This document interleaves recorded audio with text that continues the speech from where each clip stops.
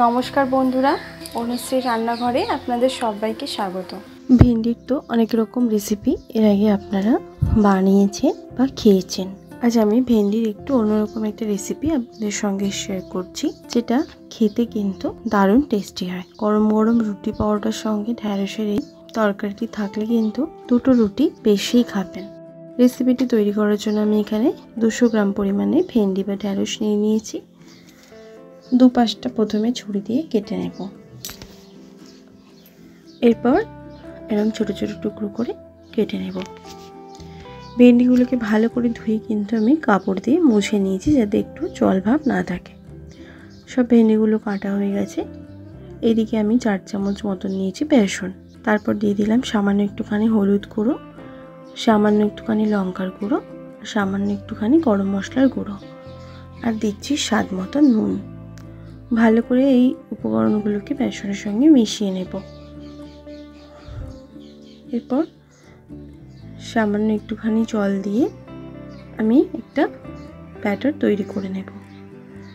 অল্প অল্প করে জল দেব, একবারে অনেকটা জল দিয়ে দেব না। একটা ঘন ব্যাটার এখানে আমি তৈরি করে নেব।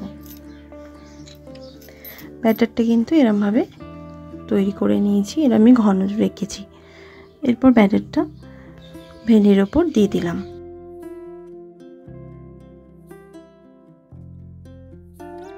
এরপর ভালো করে ভেন্ডিগুলোকে এরমভাবে মাখিয়ে নেব। বেসন দিয়ে এরমভাবে মাখিয়ে নিয়েছি। এরপর আমি এগুলোকে পকোড়ার মতন ভাজবো। তার জন্য গ্যাস অন করে কড়া বসিয়ে নিয়ে তার মধ্যে পরিমাণ মতন সরষের তেল গরম করে নিয়েছি। এরপর ভেন্ডিগুলোকে এরমভাবে একটা একটা করে তেলের মধ্যে দিয়ে দেব। হাত দিয়ে এরমভাবে একটু একটা একটা করে ছাড়িয়ে ছাড়িয়ে দেব, যাতে একটার সঙ্গে আরেকটা না জড়িয়ে থাকে।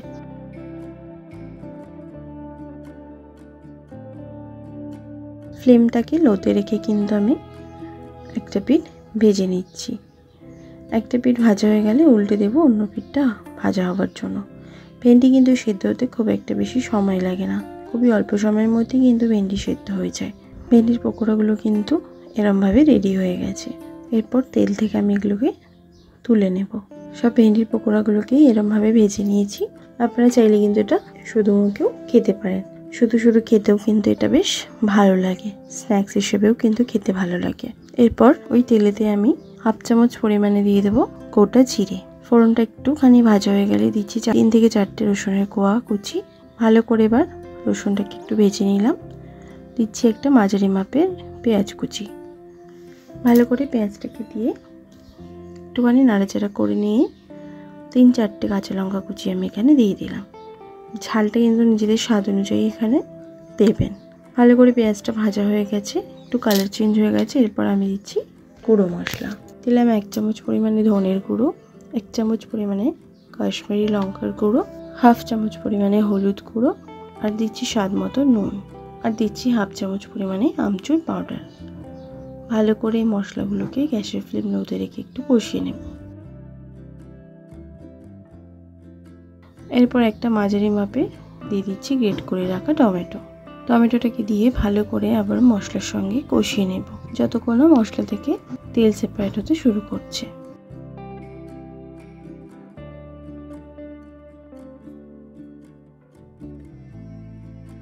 মশলাটা ভালো করে কষানো হয়ে গেছে, সাইড থেকে কিন্তু তেল রিলিজ হতে শুরু করে দিয়েছে।